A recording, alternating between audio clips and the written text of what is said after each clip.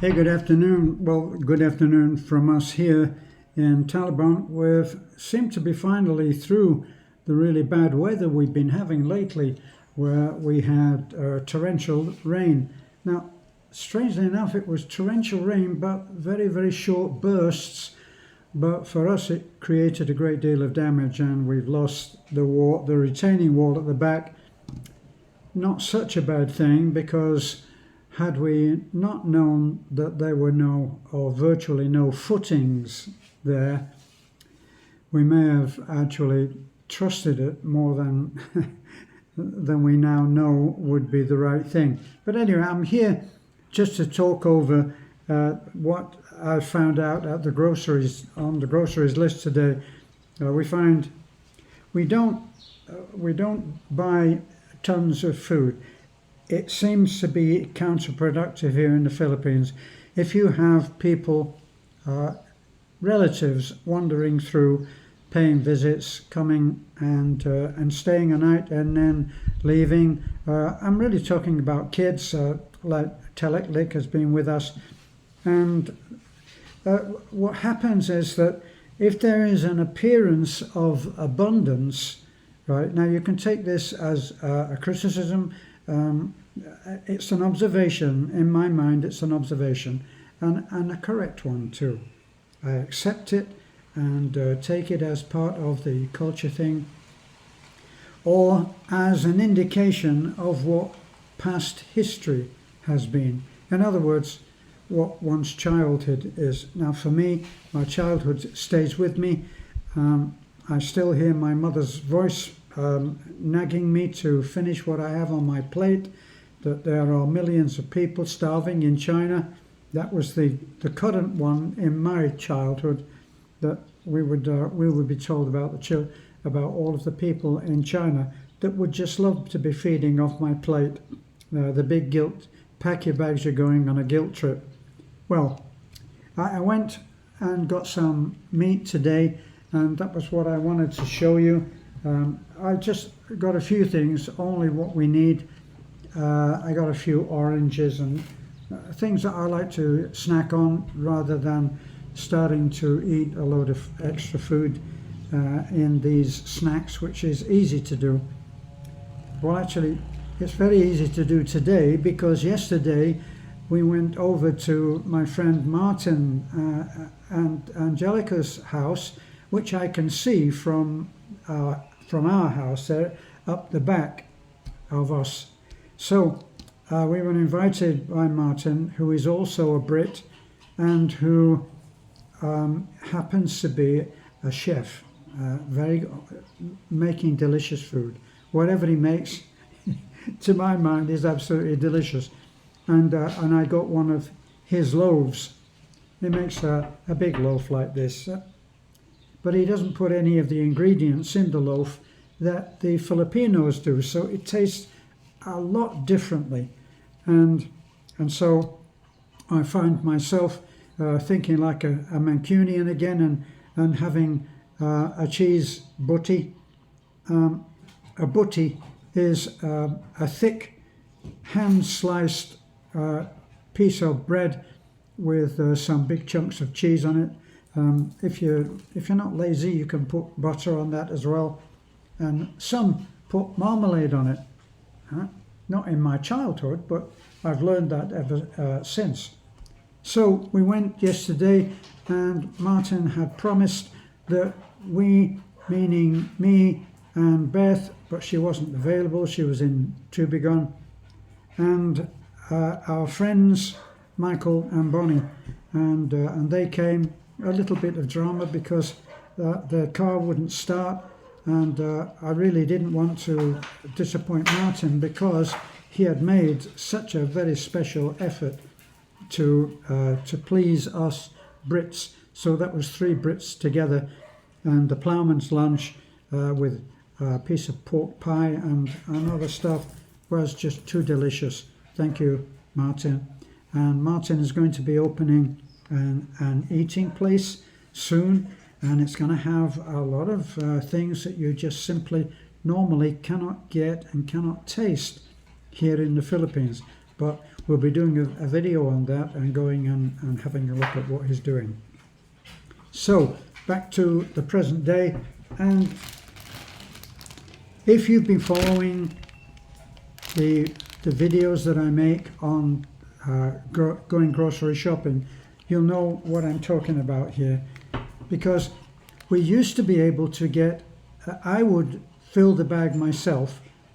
They've stopped doing that now, and they have, it's already picked out, weighed and priced, which I always count as a marketing ploy, so that they can actually sneak in an extra price. And they have done that, because I know that in the old, you can see that this is quite a fair, it's more meat than I would normally have put in a bag, unless we had, say, Telek staying with us, in which we would have to be able to have enough food on the table to feed a horse. So this is more than I normally would get, but look at the price. The price is 235 pesos. Now, if we were to look at the receipts from, let's say from 3 or 4 months ago, well, it would be no use looking at the receipts from 3 or 4 months ago, because the ink that they use on the paper that forms the receipt fades within 3 or 4 weeks. That's what I've found. It must be hell on earth for anybody who's an accountant trying to work out what the income and the outgoings were, because the receipts would all be faded into nothing. So this is 234 pesos and 33 cents.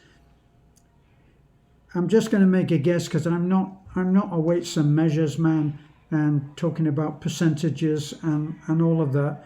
I'm looking at that and I'm just thinking of what I would have put into the bag for Beth and I, and what it would have cost had I done the packing and choosing of of how much meat we would have.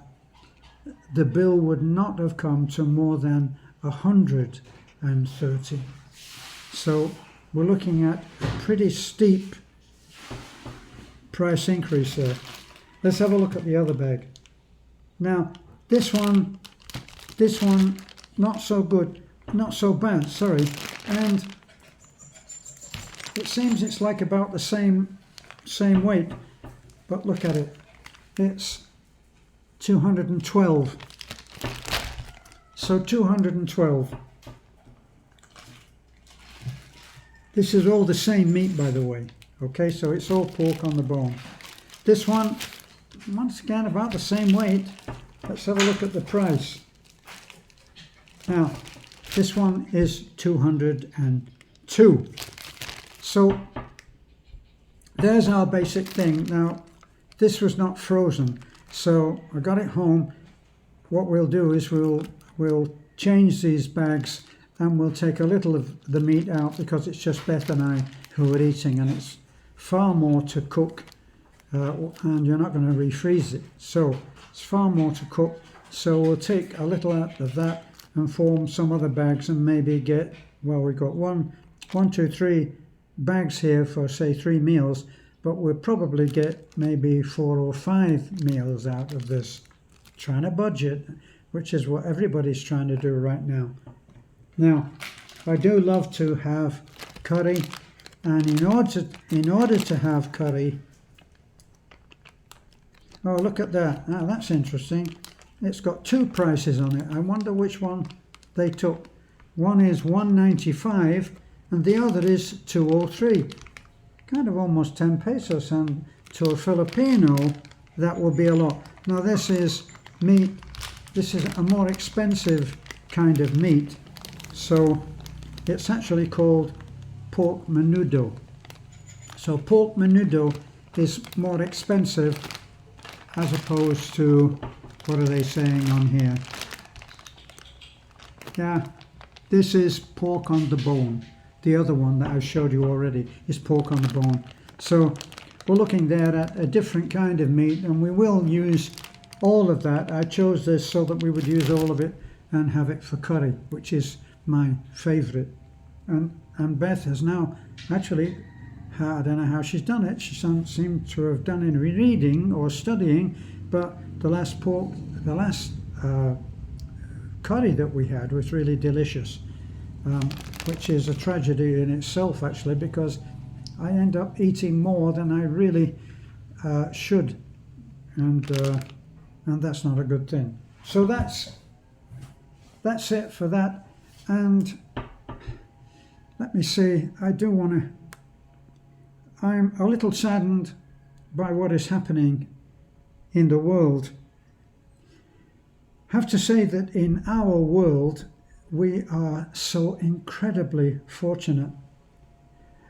I actually I enjoy communicating by messenger, and by once I meet someone through our comments section, we've met very good friends through the comment section and on our videos, and I enjoy that's why I always say, if you really have a good comment to make and it's a long comment, it may well be the start of a friendship, because I actually enjoy writing and I enjoy keeping in touch with people, and I actually do keep in touch with many people in fact, who are all around the world. So if you want to write to me and make a comment on our videos, you will actually be very welcome. And I'm still at that point where we can spend the time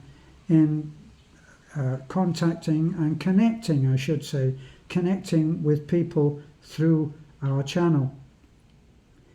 This should be a good time to just quickly say thank you for those who have been commenting and who have been liking, subscribing and sharing. The sharing has really made a difference, because now the Great God algorithm is now taking a little bit more interest in us again, and our views and our new subscribers, new viewers are going up incredibly. We're now very soon approaching 264,000, whereas for a while we were in the doldrums and we were being ghost censored. I made some what for me were honest comments on the situation worldwide, and on certain things that have been likened to the flu, if you remember that, and that we were all acting like junkies. Got to be careful. I'm speaking in code, because we've been warned that blabbing at the mouth may cost us dearly. It's interesting point that I was reminded of very recently, last few days, and that is, we don't own, on YouTube, you don't own the channel, right? So it can be stricken just like that if you are not behaving according to what the common beliefs, shall we say, beliefs are. And for all of those things, whether we're talking what to do when a person is told to stay indoors or else, if you remember what that's called, first you have to think of a lock, and then you have to think of it being down, if you understand what I'm saying. Terrible that as adults and living in what we think of as a free society that we have to do it this way, but it's a fact. So all of that said, we are enjoying a resurgence, and it's all because of you. We appreciate it very much. And if you do want a particular subject to be dealt with, then say it. Now, the only new thing that really is happening as far as my personal contribution is that as part of trying to stave off the old man, remember Clint Eastwood, the most famous actor in Hollywood probably, he said the secret to growing older is don't let the old man in. Now, the reason that this is of particular interest, it's a poignant reminder of my life in America. When I was living in Fort Myers in Florida, that some people that I knew, they made a comment to me when they were talking about their health. Now, these were what I often think of, right or wrong, I often think of the stereotypical American man doesn't, bearing in mind that generalities are not infallible, right? So people say to me, "Oh yes, all Americans are this, and all British are that," and that's not always true. I can't speak for, I'm British, but I can't speak for all Britain and all British, nor being a naturalized American can I speak for all Americans. But I do notice that it's a common trait that as the Americans are approaching, and British are approaching the older age, then there's a point at which they give in. They give in to old age. Remember that the Bible says, what is it, threescore and 10, meaning 3 times 20 and 10 years is 70. Now the friend that I'm thinking of that mentioned this thing that stuck with me was, he said, I was doing great until 70. And he said, it seemed like the moment that I reached 70, this is not me, by the way, he said, the moment that I reached 70, he said, it all seemed to go in the can, you know, and that's when he started having all kinds of things go wrong with him. And I did want to do a video on this, but mention it now that we got onto it here, that the new thing that I'm doing of learning to play the cornet is something that I decided that I should do in order to keep the mind working properly. Maybe it's symbolic, isn't it? I'm blowing a trumpet, well, not a trumpet, a cornet, same thing almost. I'm blowing a cornet, and in doing so, I'm hoping that I'm blowing the cobwebs out of the upstairs part of my living. So I'm going to be revealing how I do on the cornet, not as a look how great I'm doing, but what it's like when at an advanced age. I think the one thing that I can brag of is that my age is advancing. Even though I'm trying to put the brakes on, it's still advancing. And in a few, let me see, what are we on, 18th or 19th? I don't keep a date, a track on the date. But in a few days, I'm going to be 86. So I'm as good as 86 now. And some of the things that I've done in order to retain any youthfulness that I can possibly claim, I'm trying to share that with people. Now, lots of people have written to me from America and from Britain and from other parts of the world. And they've said, is it possible that I could have a new beginning? And so I like to think that if they can see me going through the quicksand of trying to learn a new skill, which is not easy, because believe me, when you get after 80, for me, unlike my friend who collapsed at 70, not literally, but in thought, he said it all started going wrong when he was 70.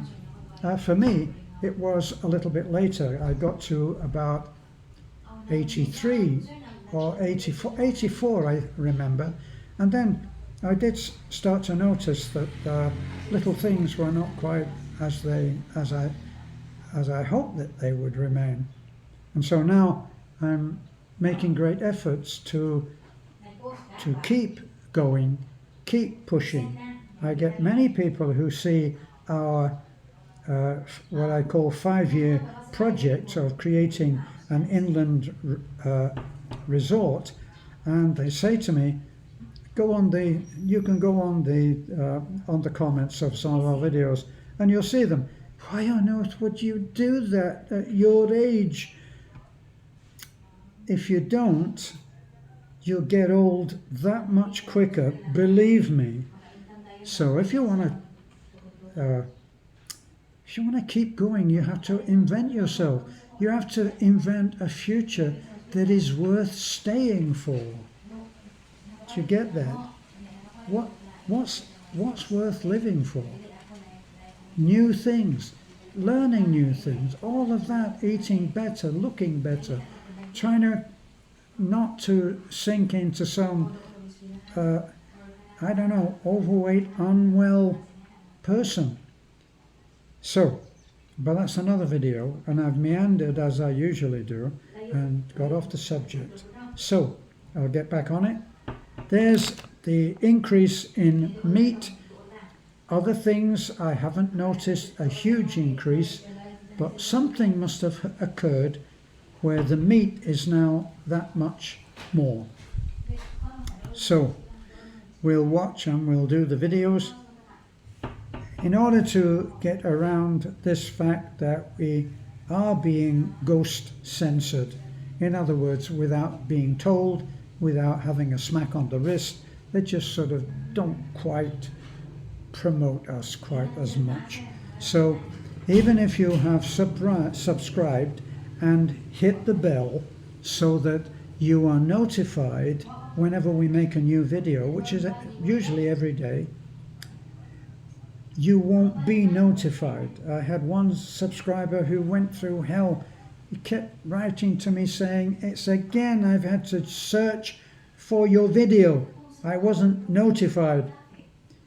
So we seem to be over that little hump at the moment, and it's all thanks to you who watch and encourage us. Thanks a lot for this now, and we'll be back.